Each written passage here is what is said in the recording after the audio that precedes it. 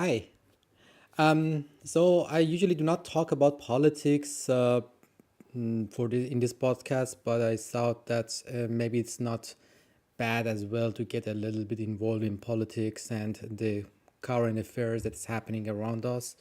As you know, I'm Iranian, and at the moment there is a war between Israel and Iran. So that made me actually to make this live and to talk a little bit about from the other perspective that usually you see in media, and talk about what has happened in the last 4 days, and how did the war started, and how basically Israel basically attacked Iran.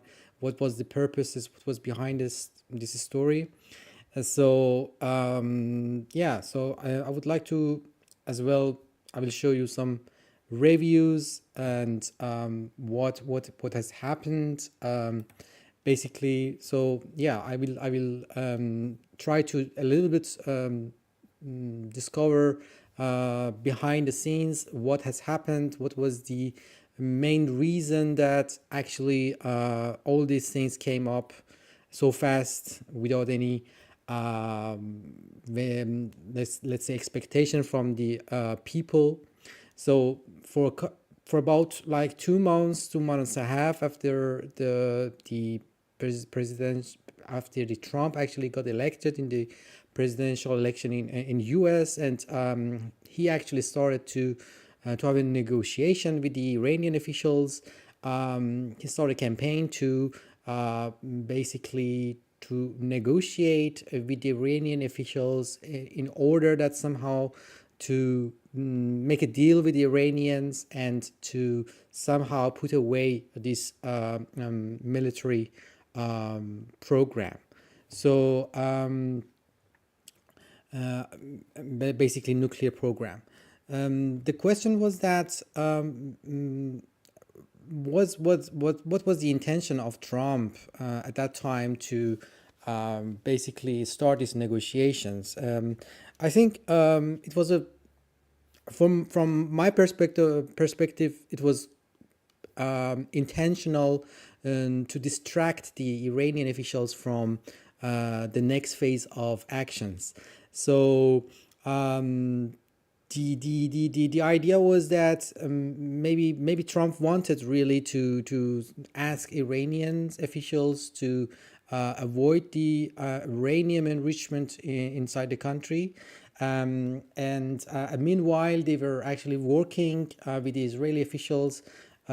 Maybe they can actually avoid war with Iran, but they actually prepared Israel from any aspect, from military point of view, from anything that you can imagine. So and Israel was buying a lot of weapons from the United States. And the idea was why Trump actually gave a lot of time to Israelis to plan everything inside Iran for such attack. Because what we have seen actually in the last 4 days, it was beyond the imagination of the Iranian officials. This impact that Israeli had on the from the perspective of the attack.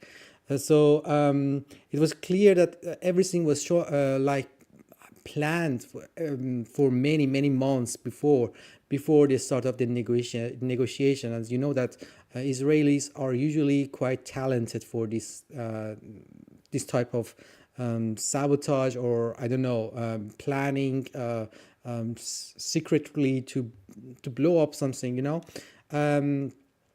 but if you remember 1 year ago, the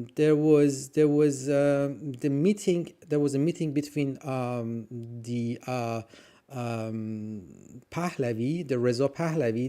He's the actually prince, the in exile, or the son of the last Shah in exile, and he I can show you his picture.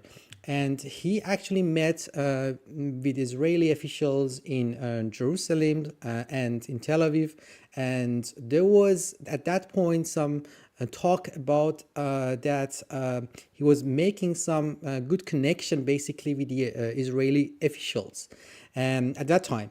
So for myself, it was a big question why Reza Pahlavi is getting quite close with the Israeli officials. And now after 1 year, I can see that actually there was like a plan from Israeli and probably U.S. officials to bring Reza Pahlavi back to Iran to get as a commander or become the commander in chief actually in Iran. And recently he posted as well one video in X or the last Twitter that he actually speaks actually in Persian, but he said that the Islamic Republic basically is at the last days of itself, and it is starting to fall down. So I mean, like if you see what has happened in the last 1 year, you see that it's like happening like a chain. Everything is happening like a chain, and he's now addressing the Iranian people that it's time to cross and to pass this regime, the current regime in Iran, and to take the steps for the future of Iran. And the way that actually the Israelis are attacking was beyond the imagination of, I think, even the Iranian officials, because at the first day of attack, they assassinated at least 5 main chief commander of Revolutionary Guard or IRGC, which basically one of them was the second most powerful after Supreme Leader. So this guy basically he's the president in Iran. So اسرائیل با ایرانند و در تمام جایگاه so he's Pezeshkian, this the current president of Iran, and basically in the power state he does not really have that much power. He's just like a puppet of the supreme leader. But the generals, the IRGC generals who was taken away, they are basically the main powerful people that was emitted by the Israeli attacks. So this guy, you probably know this guy. This Khomeini was the founder of the Islamic regime, and he took control in 1979, and he toppled down the Shah at that time, and you know that after 46 years, now Reza Pahlavi is actually برگشت ناپذیر است.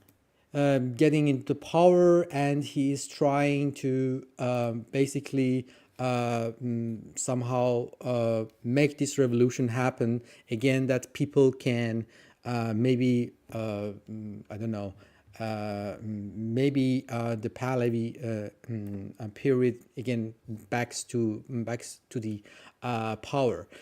I don't know if that happens or not. We will see in the future.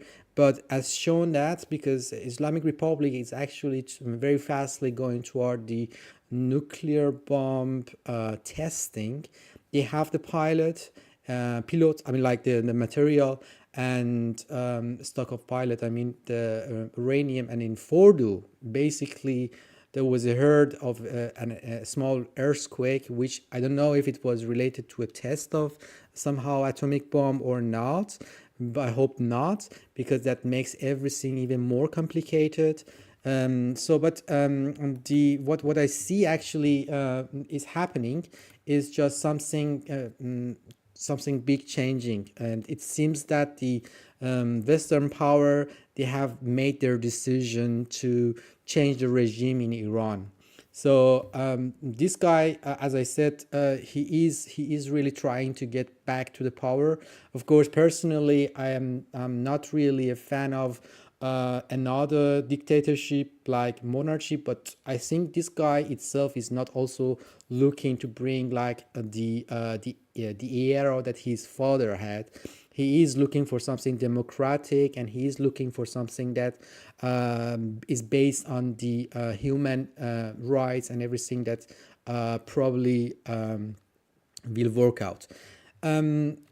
So yeah, so I think you have seen a lot of probably in the media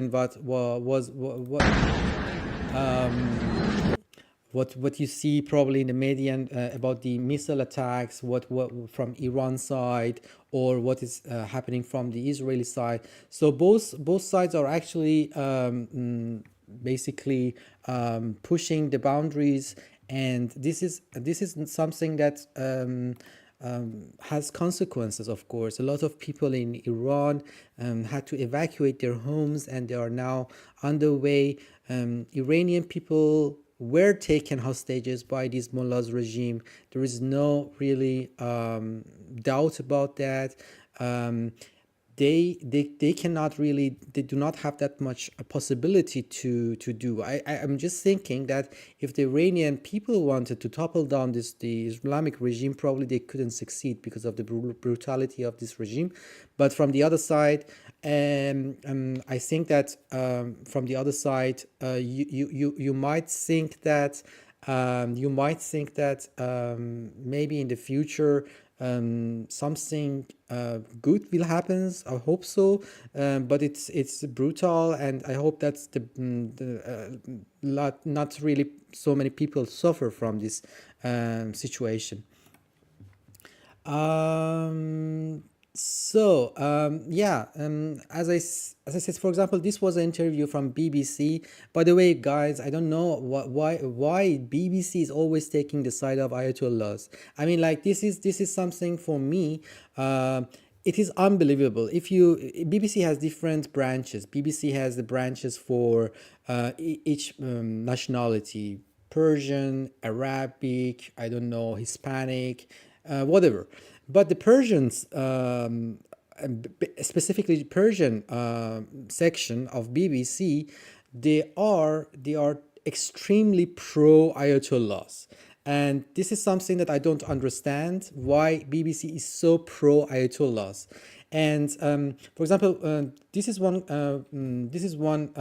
interview that I saw, and I think this lady, her name is Quensberg, and she's actually telling that, I don't know if you can You're a hear. country, civilians in Iran being killed is a positive thing. I'm not saying that the targeting was meant to hurt the Iranian people. The targeting was meant to basically neutralize the regime threat. Clearly, I don't think that it was an intention of the Israeli government to.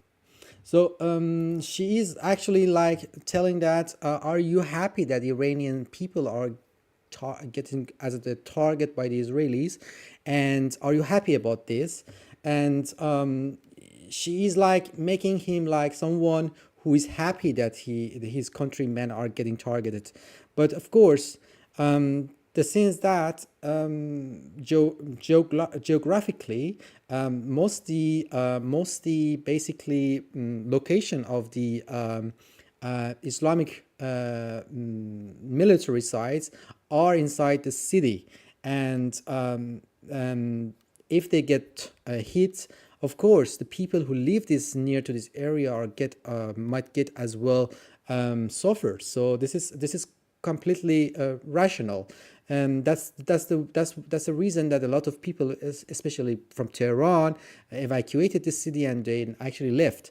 So I hope that not so many people actually getting suffered or get killed, but this is the part. And of course, 12 million people live in Tehran, so it's not out of let's say it's not really out of thinking that ordinary people get killed. But I hope really that this transition of power happens soon. That not many people suffer from this transition. Yeah, then this was also interesting because you know that from the perspective of Russians, I was always thinking that okay, maybe probably the Putin would help the Ayatollahs to remain in power.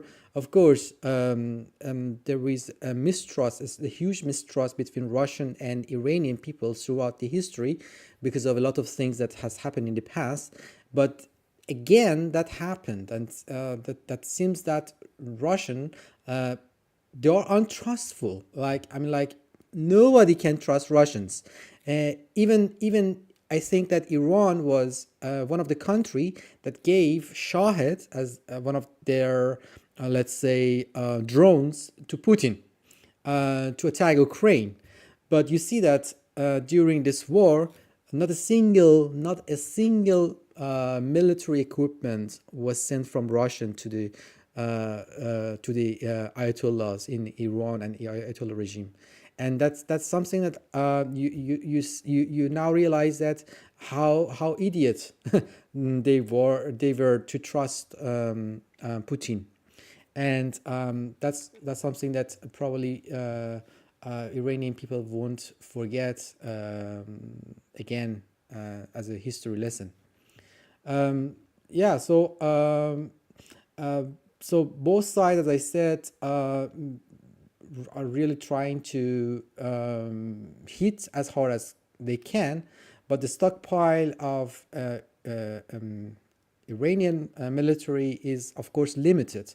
The Israelis can get a lot of weapons from their country, their American partner, but the Iranian stockpile is probably not that much. Is not really that much. Basically, won't last forever. So they have to, of course. I think, yeah, that was another thing that happened recently. The Israeli actually targeted the IRIB. That was the headquarter. Headquarter basically of Iranian national TV, and it's actually a kind of propaganda of the national TV for the regime in Iran. So they got hit, and this guy is actually saying that yeah, we will defend to the last moment, and I think he's also one of the pro Ayatollah's fans. But of course, like targeting basically civilians is not acceptable. This is totally it could be a war crime basically. But consider that this is one place that most of the let's say propaganda of the regime comes out. So I don't know if it makes sense for you guys or not. You judge yourself, but this is something that happened. And this is exactly, I think I will make this. So this was during the attack. This woman was like telling that we will resist, we will find this spies that has actually made, because they claim that a lot of the explosion that happened in Tehran was from basically spies inside the country, which might be true. Probably Mossad has sent a lot of people inside the country. So, but she was in the live. She was basically in the live program, and during this kind of like aggressive attacking on the Israelis, this happened. I mean, in the studio. That the studio actually was blown up, and yeah, that's something that was taken live on the cameras. Of course, as I said, I'm not really pro any war, or I hate that, but this is I just telling you that this kind of thing is happening during this. Yeah, so the studio was blown up and she ran away, basically, from that studio. Yeah. What else? I see a lot of news. So X is crazy. It's just so this is, you see that this is something that basically the Islamic regime in Iran always painted the flags of US and Israel on the ground and pushed or forced the people, especially in the universities, the students to just walk as a disrespect.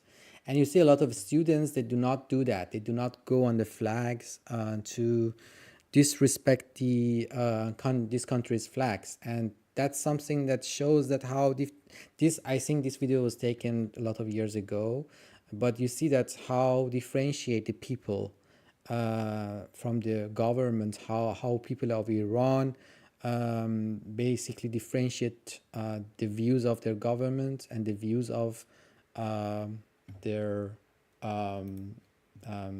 country government.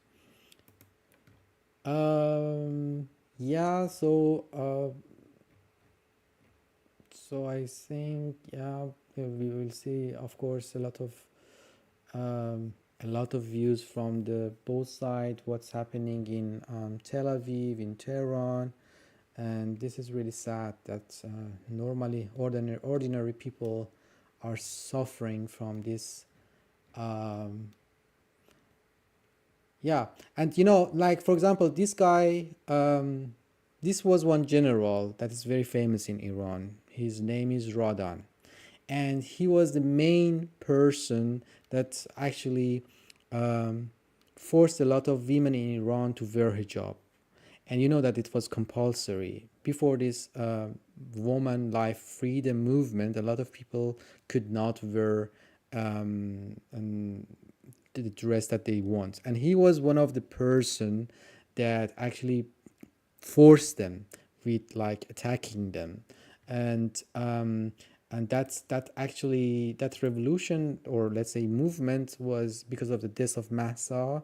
I think it was like 2-3 years ago, and she was, of course, she was beaten by the police, moral police, and she died in hospital, and that was the start of the movement of Iranian movement, that they wanted to have more freedom, social freedom, and that was the beginning of all these things. So from that moment, I think the regime in Iran lost a lot of support from them. Of course, during these 40 years, a lot of people have changed their mind. They didn't support anymore their regime. But specifically from this moment that Mahsa died, a lot of Iranian people realized that this government is not really fulfilling their wishes, their way of thinking to have a free freedom, social freedom. And that was the critical point for Iranian people history.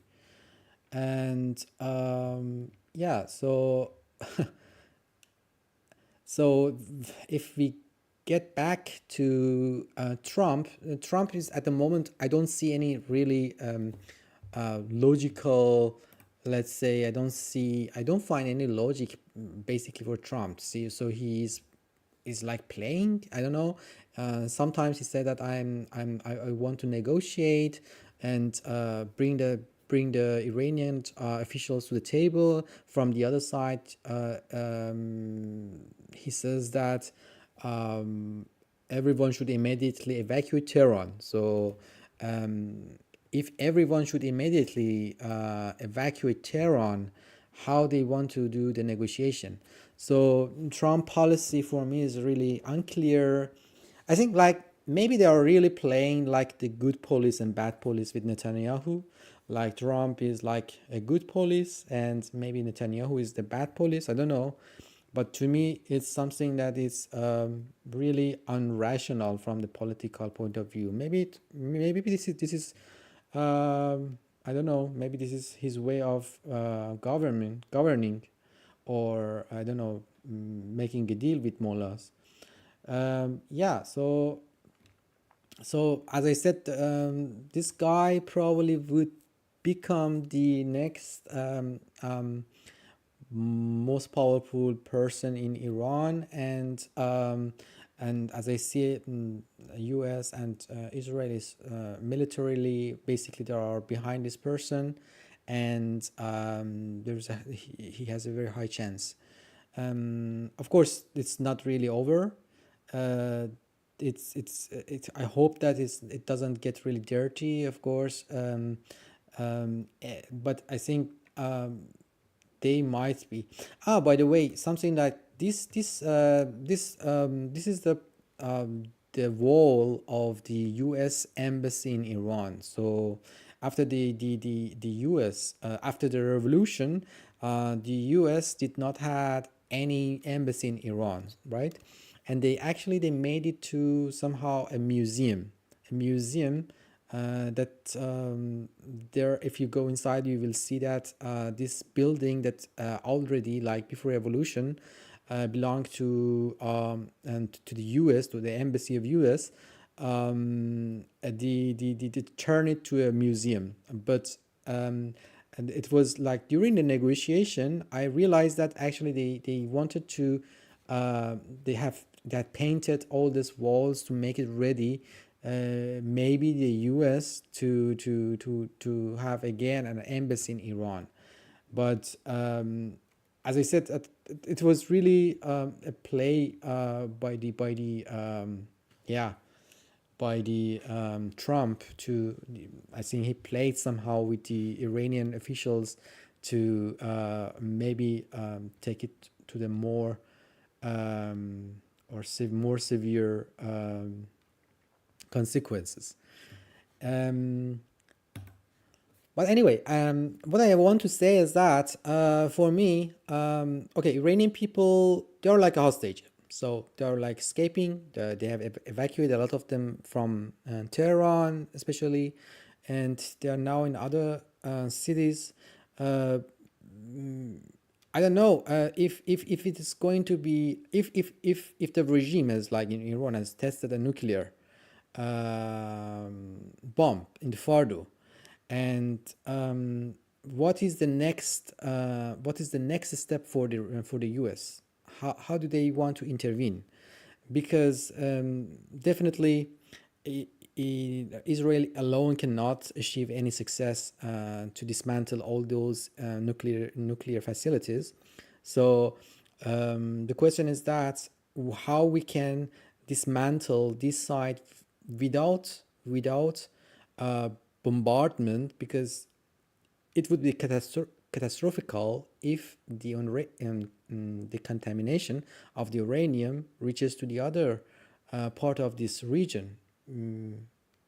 I think even if the Reza wants to come back to power, we don't want to contaminate it. Yeah, we don't want a contaminated region or a country with uranium. So I hope that they actually somehow make a good decision to tackle this problem, because otherwise that would be catastrophical. Like, so I'm just following, as I said, the tweets from Reza Pahlavi, but he is, as I said, he says that the future is bright, and we would probably succeed in bringing this regime to the end. So who knows? I hope that they succeed, but it's a big question. Let's have a The look. country's supreme leader, Ayatollah Khamenei, would end the fight between the two countries, not escalate it. Netanyahu's comments come as Iran's exiled crown prince says it's time for the Iranian military and security forces to abandon the Islamic Republic. Reza Pahlavi's grandfather was the last Shah of Iran before the 1979 Iranian Revolution. The exiled crown prince of Iran and advocate for secular democratic Iran, Reza Pahlavi, joins me now for more. Sir, thank you for coming on. You say now is the time for the Iranian people to. So I mean, like, yeah. So he is actually asking the military people in Iran to step away and to make themselves distance from the regime, to let the people actually to stay by the people of Iran, and somehow to do a kind of like maybe coup or something like that, somehow to give more chances to Iranian people to smoothly transit to or shift the power from the Ayatollah and Islamic Republic to somehow secular, democratic, maybe come together and reclaim Iran by getting rid of the Ayatollah. Why do you think that? And could the Iranian people do this without an international effort?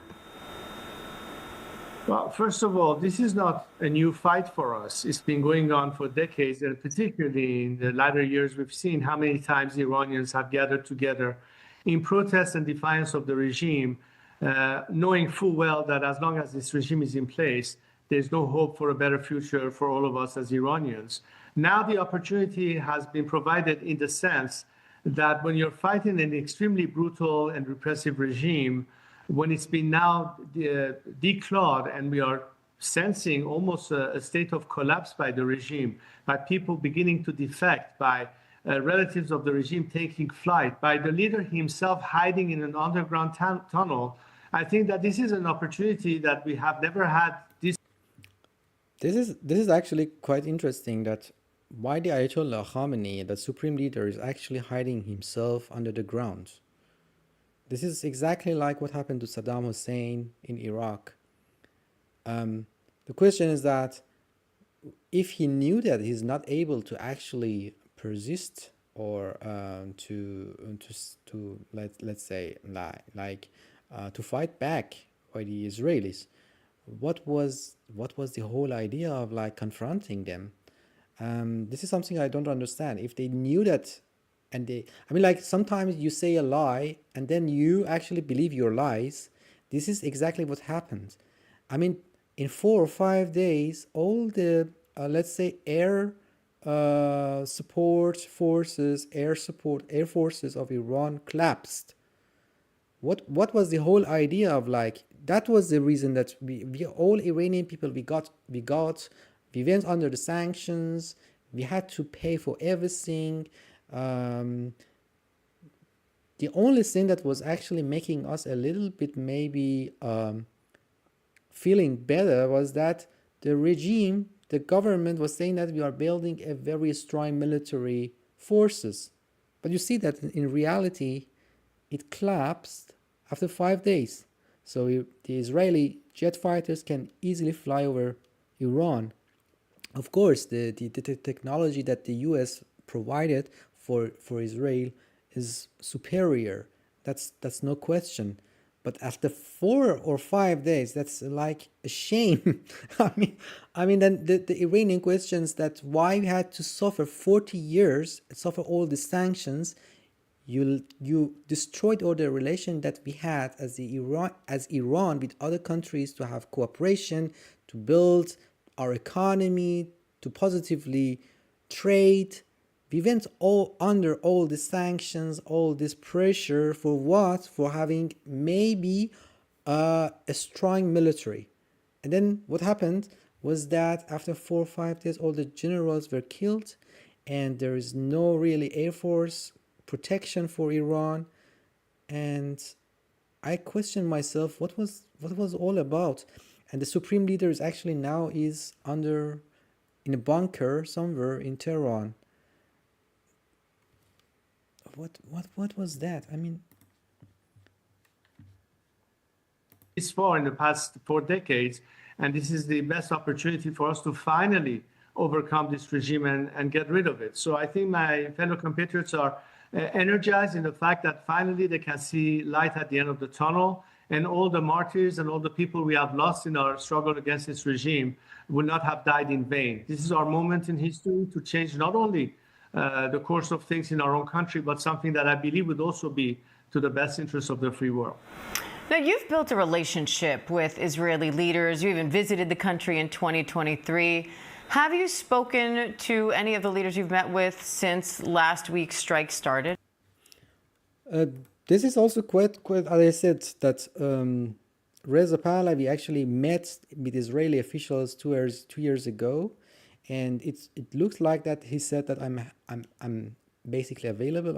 I can help you to transit from that regime to Islamic regime to a more secular regime. And it seems that the Russian and Ukraine war has made a huge impact on the decision of the West to shift from the Ayatollahs to again to another person. Reza, he comes from he's basically the son of Shah, and they have made a deal probably to help him to get into the power. So apparently, I don't know if they wanted to actually purposely reach to this agreement, or if they only want to use him. I don't know. It's politics, but maybe it's not in favor of Israelis or American as well, and to a chaos happens in Iran. So that's why they actually have a leader. They have proposed him, and they are actually promoting him to get into the power. Not recently, but this conversation has been going on for a long time, not just between me, but I think you're talking about Iranians reaching out to the world, including the Israeli citizens and vice versa. We've seen a lot of communication in social media supporting one another, because we all understand that this evil regime is really what separates us not only from the free world, but by bringing a totally different future for our area. Rather than having a warmongering regime that has been the root cause of instability and terrorism and antagonism, this is a nation that wants to be at peace with its neighbors, with cordial relationship with our neighbors in the region, whether it's the Israelis or the Arabs and others, but also with the free world. And Iranians are waiting for this opportunity to prove the world that unlike this regime, we are in spirit and in thought and in principles and values the very same thing that free nations in America or in Europe are enjoying. And I mean, like, I kind of accept, I totally accept his view that Iranian, especially the Iranian who has immigrated to the other countries, why they love to go back to their country and make their businesses and they work there. I mean, like, basically doesn't make sense at all for us Iranian to leave this country and to live somewhere that is not really belongs to us. So of course that's a huge step. If these sanctions to get removed, I'm pretty sure that there is a huge market in Iran, that a lot of countries can benefit from this country, and the country itself can also benefit. So in the last 40 years, these sanctions has put a lot of pressure on the Iranian people, and the people who would like to do something, entrepreneurs, but because of this blockage, because of the sanction, they had to actually immigrate to other countries and make their businesses there. So the point that Reza Pahlavi is actually emphasizing is that somehow to help these people, to help these entrepreneurs to go back to Iran, to build their companies there and make it quite domestic, and it's actually win-win for both, because the Iranian economy will benefit from that, and also the world will benefit from Iranian talents and maybe resources. So I think that Reza is actually someone who basically can at least help us for transition to a new democratic regime in Iran. I hope that, as I said, he is not really following his father, And I think he is actually, I consider Reza more as an American person than Persian, because he is actually 40, 45, 6 years living in the US, and he's more like, I mean, like from character point of view, I would say he's more Republic, American Republic.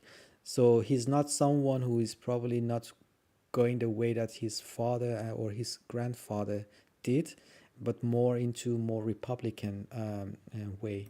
But we will see. Like Iranians deserve better than what they have. And that has always been my life ambition, to help Iranians achieve a secular democratic future, because they deserve much better than what they've got right now. And we will get there. So if the Ayatollah is overthrown, what happens? Who would take power there, and what do you think your role would be? Well, I've stepped in the scene to lead this transition. So he's like, yeah, he was asked that what if the Ayatollahs go away, and what is your role? And he's saying that I'm actually helping to accomplish this transition from, but that's gonna not be easy, because there are a lot of factors playing here. Geographically, Iran is has neighbors that they are very unstable.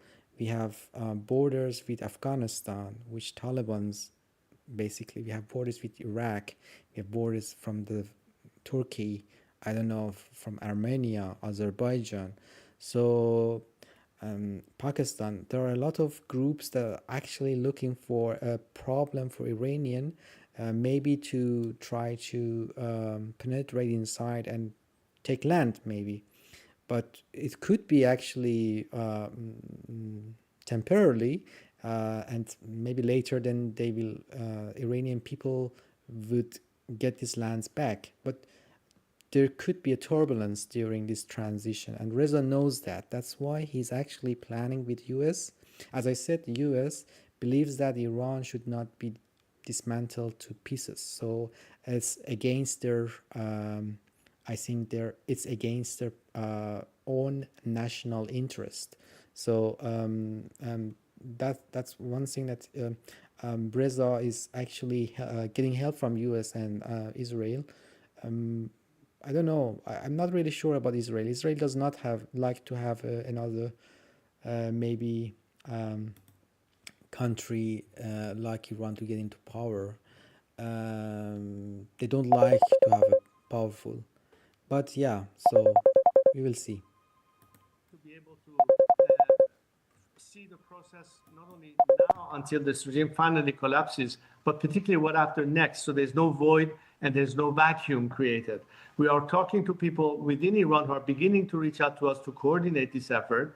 There's, of course, people that are mobilized outside, people that will be mobilized inside. And the important thing is that while we have to maintain stability post-regime collapse, we are also addressing the transition process that leads to how eventually we reach that future that we all want to have. And there's a constitutional process that needs to take place. So basically, you're talking about an interim government that maintains orders in the country and makes sure the country continues functioning, but at the same time sets the stage for a democratic process whereby Iranians will ultimately be able to choose through the ballot box.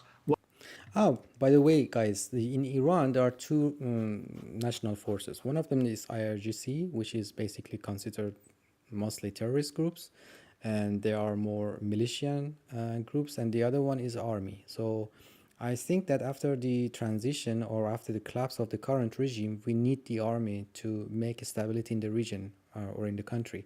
Otherwise, if all this and if you look inside, like I think the attacks that is done was basically by Israelis.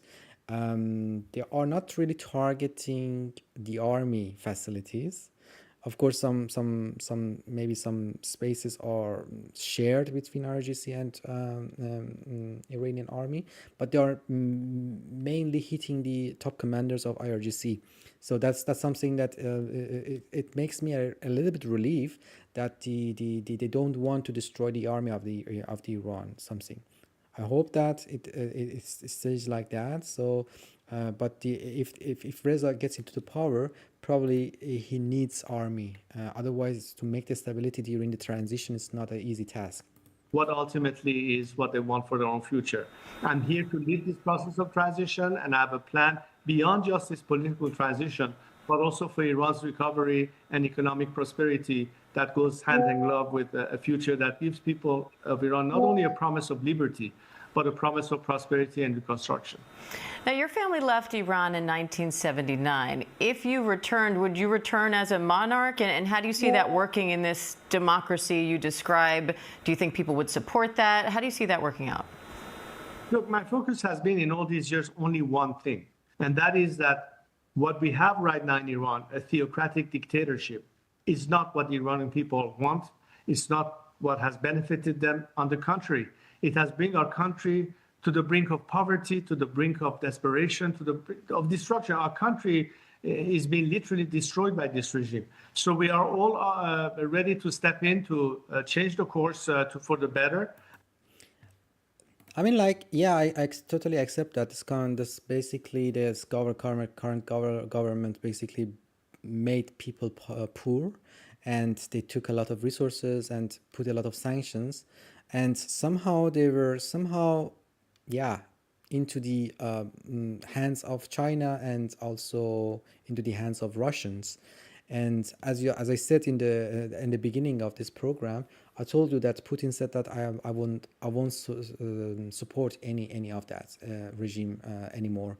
So even, of course, a lot. It seems that there are some rumors that a lot of Iranian officials, are trying to escape to Russia, like how the Bashar Assad from Syria did. But it's really, I mean, it's really, look, this is exactly the problem of the Middle East, that always should the foreigners decide who comes into the power. And I don't know why, but this is something looks inevitable. Why the Iranian people themselves cannot achieve that? Of course, it's because of the brutality of the regimes, that it doesn't matter who. I mean, like, it is a theocratic regime that exists, or maybe the future regime. I hope that this guy is soft, understands that the basics of the democracy, and push a little bit this direction for Iranian people to be able to make governments, to choose people that democratically. But I'm a little bit skeptical at the moment.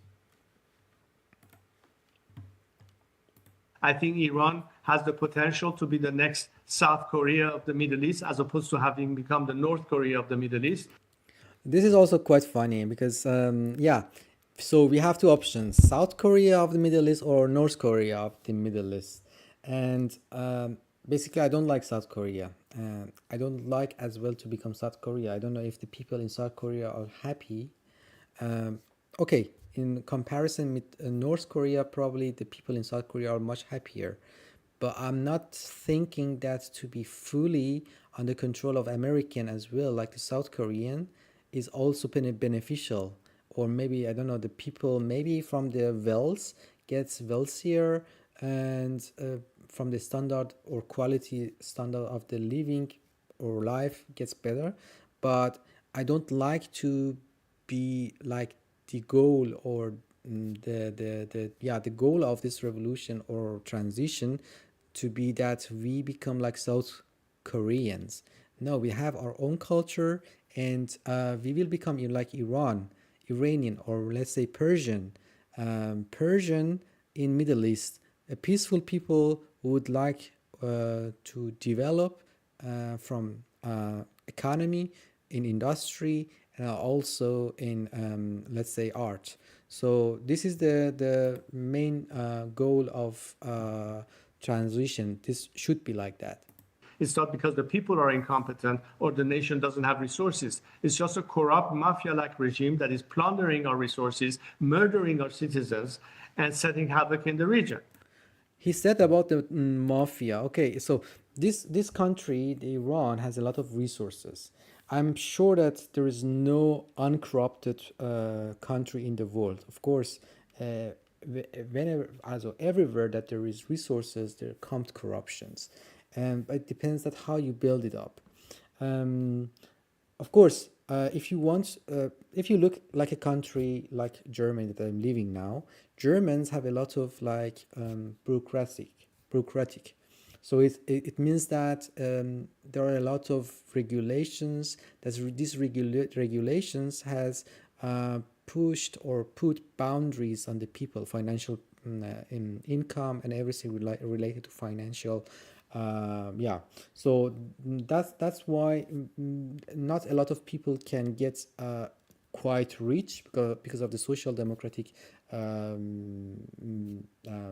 regulation that exists. So there is a less amount of corruption. I don't say it's at all there's no corruption here, but there is less amount of corruption in comparison with the other countries. So if he's really going to the democratic to building a democratic government in Iran, he should really mention what is the purpose of that democratic, how he wants to build it up, what kind of constitutional law he would propose for this country. That every country definitely needs a specific constitutional law that actually fits well with the cultural background and everything. So I'm really expecting that Reza, as someone who is claiming to become the next, let's say, leader for Iranian people, explicitly tell us about the constitutional changes that he thinks that this country does not go to another circle of corruption, because it doesn't matter really who is on the power. The idea is that how to avoid corruptions and how to avoid theocratical governing in the future. So these are the words that I would like to hear from Reza Pahlavi. The future we are talking about in one that will be the exact reverse of what this regime has done to us. And my role in all this, and that's what I've always committed to as my only mission in life, is to make sure that we have, contrary to this regime, a future whereby Iranian citizens are in the true sense of the word. They have a self-determination. It's a government of their choice. They participate fully in it. And in the true sense of the word, they are represented by a government that cares for them and is committed for the betterment of our country, rather than use our country's resources at the expense of our own citizens to raise havoc in the region with the ideology of exporting their sinister vision beyond the region, even to the shores of the Western Hemisphere. All right, exiled Crown Prince of Iran, advocate for a secular democratic Iran, Reza Pahlavi. We appreciate your time today. Thank you. Thank you. Yeah, so you heard this Reza Pahlavi's interview with ABC News, and that was quite informative. As I said, I am following this guy for a couple of years, but I've never been able to find exactly what is his plan. I mean, like, I know that he's a good guy, okay? He's a good guy. He doesn't have the ideas of monarchy like his father did or his grandfather did. He's a good guy, but he should be a more obvious, explicitly says his constitutional values, what he's planning to bring for Iranian people. Otherwise, if you do not really have a clear plan, everything and many things can goes wrong. At this stage, of course, it's I think so early to tell that the Islamic regime is Iran is gone. Of course not.